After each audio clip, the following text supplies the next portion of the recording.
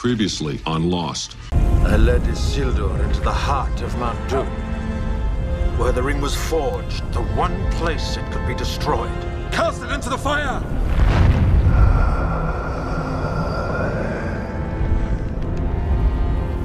Destroy it! No. Isildur! It should have ended that day, but evil was allowed to endure. Fun features! Yeah! The story for this game is so in-depth, filled with like rich details and character development, that the entire story is fit on one intro screen. With some text. One screen! Not scrolly text. Not like a 90s like sci-fi movie where they gotta catch you up like in the 1900s. This happened, and because this happened, this led to this other guy starting a cult, and that cult became another thing, and then the other thing happened, and that led to these creatures being summoned from hell. Oh my god! No. A screen. Go. This game did come with the collector's edition comic that explained the story anymore, but honestly, who really fucking cares? You play the game, and you just be like, oh cool, I know where to put this. Garbage. Another fun feature, this game featured 0 checkpoints. So, you could be halfway through your stupid maze with the bombs, or saving this asshole who gets frozen in ice, or this stupid baby that's just in this empty city with 6 people, and you die, or fail, restart from the fucking beginning. Or that 10-minute ring mission that I talked to you about earlier. If you fuck up at minute 9, you get to start all the way over. Goddamn you, Warner Brothers. It's all your fault. Another fun feature, the game features difficulties. Easy, normal, hard. Classic difficulties. But, if you want to actually finish the entire game, in order to play the final stupid stage, you have to play on hard mode. Because if you play easy normal, you get cut off levels early, and you're like, play hard mode, asshole! So then you'd have to replay the entire fucking game on hard in order to see the non-existing ending of this piece of shit. So much fun! So the draw distance is so atrocious in this game that they added like a green fog, like surrounding like a certain radius around you. So that was like their excuse of, we can't animate big buildings far away, or the 64 can't handle it, obviously. A little bit of both, probably. Even with this crap draw distance and you're surrounded by this fucking fog, the game is still so choppy. And in the rescue missions, if you go that like 4 feet ahead of the person, and they just have like an enemy spawn by them and just murder them, and you have X amount of time to walk the 4 feet back, which may sound simple, but when the controls are unresponsive garbage, it's a little more difficult. So guess what? You fail, you have to restart the level. Another fun feature is all of the glitches that are in the game. There are some where if you land on a certain tile a certain way, which you have no control over because the game is so good, you glitch through the floor and you can't exit. You can't like fly through anything like it's cardboard, because you're fucking Superman, and you can fly through the earth like it's cardboard, but no, you can't. So you have to restart the level. And the last level that you have to replay the game through on hard, because nobody tells you on like the menu screen when you choose difficulties, hey, you can't finish the game unless you play on this difficulty, because we're dicks. Usually games only do that on easy mode. Usually, like, you play easy mode, you can get to level 4, but you have to play on normal to get the real experience. So fucking stupid. The final level, you have to go through these intricate puzzles, blah blah. It's this stupid, like really, it's like a dark map. You're in a spaceship, because everyone has a spaceship, and you have to run through it and save people and all that fucking bullshit. And you randomly just drop dead. Die. You're just like, hey, I'm dead. Glitch, die, restart the level. Fun! Thanks, GC. Warner Brothers. It's not Eric's fault at all. In the second mission boss fight, if you want to call it a boss fight, if you fly around the boss too much, she despawns. And guess what you have to do? Restart the level! Great. Because you're Superman and can fly. If you fly too much, the boss unspawns and you have to restart the level. Cool. It doesn't like glitch the unspawns and like, oh, you killed her because she disappeared. No. You cannot complete the level until you restart. So this game has the actual lamest game over screen. It's just, you like die, you just go, you just drop dead like a fucking simulated bitch. And then it just says Lex wins on the top of the screen. Lex wins. God, I don't know why. They had such a cool game over screen and DC was like, no, you need to die like a bitch. Lex wins. That's it. God damn it, DC. Ruining my life. So, another DC implementation was most of the levels are timed. There are a few levels that are timed, but they don't tell you, so you just randomly fail. The majority of the game, like if you watch gameplay for this stupid piece of shit game, that hard to call a game, you will see a big timer on the top of the screen. You're like, hey, why is Superman being timed everywhere he fucking goes? You're like, you just fly through walls and shit. But no, they wanted everything to be timed.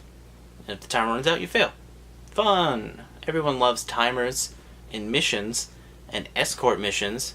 Those are everyone's favorite missions in game. Superman on PlayStation? What? This game was actually being completely remade. Like, they got approval and everything to have it completely redone, less garbage, put more time and effort into it, and it got fucking scrapped. The license with Warner Brothers expired. They didn't want to renew. They apparently had like over 200,000 copies of the game, like pre-ordered or whatever. They scrapped it. All done. Nothing. Superman 64 is the only version of this game that exists. And funny enough, there's a beta of the game that was leaked. And the beta plays better. It has better frame rate than the final product. So, DC must have made them delete a lot of shit. This game has multiplayer! Shockingly enough, this fucking game has multiplayer. Oh my god. Superman game with multiplayer. That sounds kinda cool. You could be like, hey, I'm Superman, and you're the bad guy. We're just gonna fucking punch each other in the face until one of us runs out of health. And use powers and other shit. Sounds cool, right? Yeah, it does. It does sound cool. Just think of anything you can imagine. Like, Superman and Lex Luthor and Lois Lane all just like brawling each other. You can give a reason, you can make Lex and Lois have like superpowers too, so you can just fucking fight each other. Or take away Superman's superpowers, so you're all just like fucking Street Fighter brawling each other, comboing each other's fucking dicks off. No, not that. Ooh, wait. How about like a Dragon Ball Z, like everyone gets superpowers, you're all fighting in the sky and just fucking comboing each other and powers, shooting at each other's eyeballs. No. No, you like combo each other into buildings. No, not even close. Okay. Ooh, how about a superpowered rock, paper, scissors, world domination, throwdown, extreme challenge, adventure.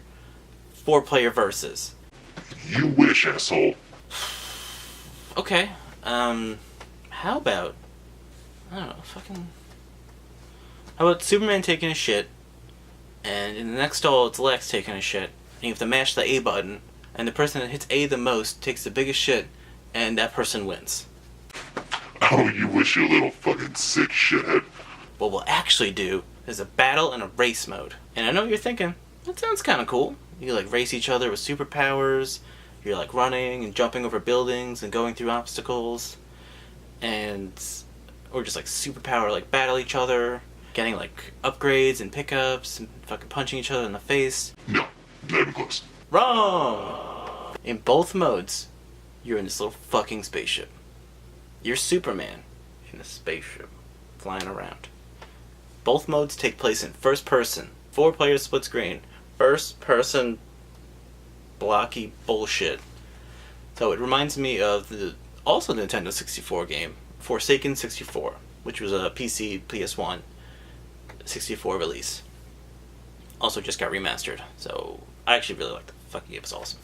So stupid, but I love it. So it's like a terrible version of that. It's like they saw Forsaken on like PC, and like we can copy that because DC doesn't know what that is, right? So the battle mode, you're in ships flying around shooting each other. Wow, so much fun. But there's more. There's gun pickups and other shit. But there's only one shooting animation. The different guns just make a different sound. So the first gun you have is like pew. The second gun is like that's it. Majority of the levels are tunnel levels, so that's fucking exciting. You're in a spaceship, you can fly around and get some like super high distance and shoot from far away. No, it's all tunnels. Except for one level that's kinda open, but not as much as you would like. Oh, and guess what? You can't leave the spaceships. So you're in the spaceship, and that's it. That's the multiplayer mode.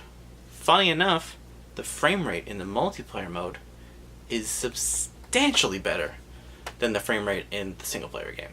There's actually a bonus when you beat the game. The end screen is them being like, hey, thanks, Lex is still out there. Oh my god. No shit, asshole. The screen, the camera just shakes. It just starts shaking.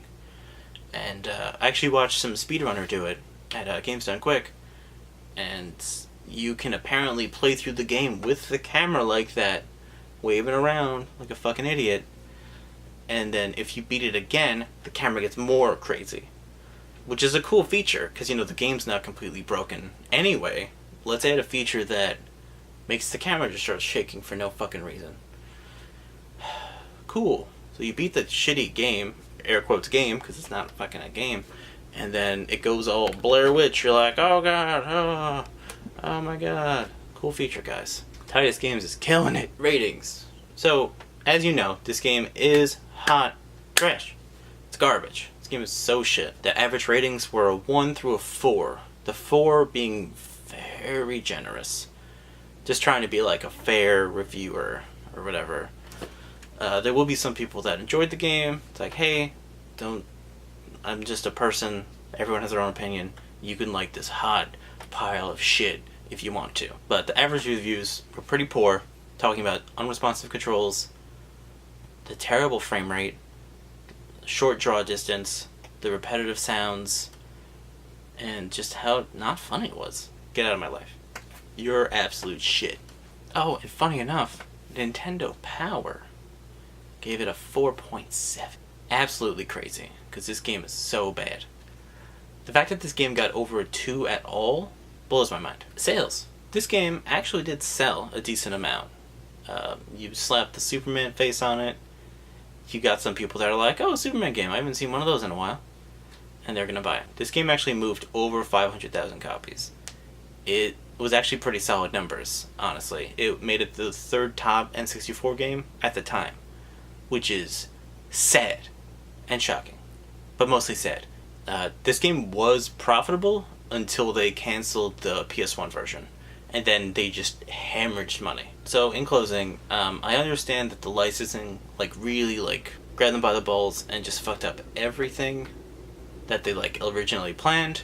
But from what it seemed like what they wanted to do was way too ambitious, and instead of trying to make the game better or change a few things, it just seems to put all the blame on the hardware. Warner Brothers dicks, just chopping their balls off every time they try to do something. Hey, if you actually talk about the details, we will sue your ass so hard.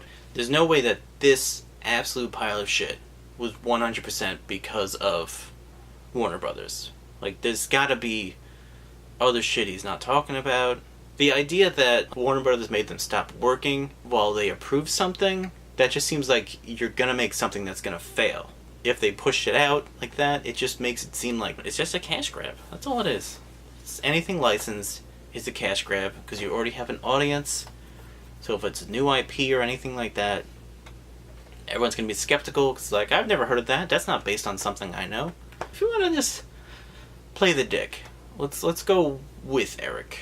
So Warner Brothers demanded unresponsive controls, shitty frame rate, 1 square foot of Metropolis to be available, unbearable multiplayer that makes no sense, a Metropolis permanently covered in green fog, absolute crap ton of game-breaking glitches, a ton of escort missions, which are so fun by the way, a ton of ring missions, no checkpoints in the levels, super lame puzzles, and the worst game over screen in the world. That's all because of Warner Brothers?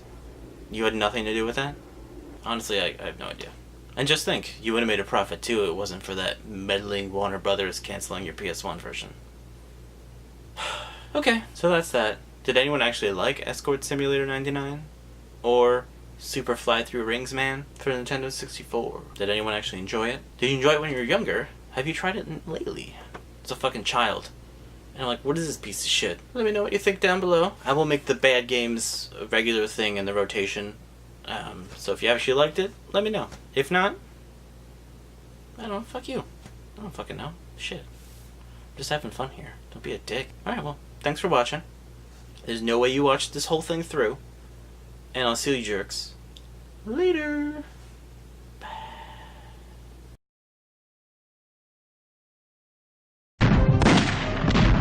Ha ha ha.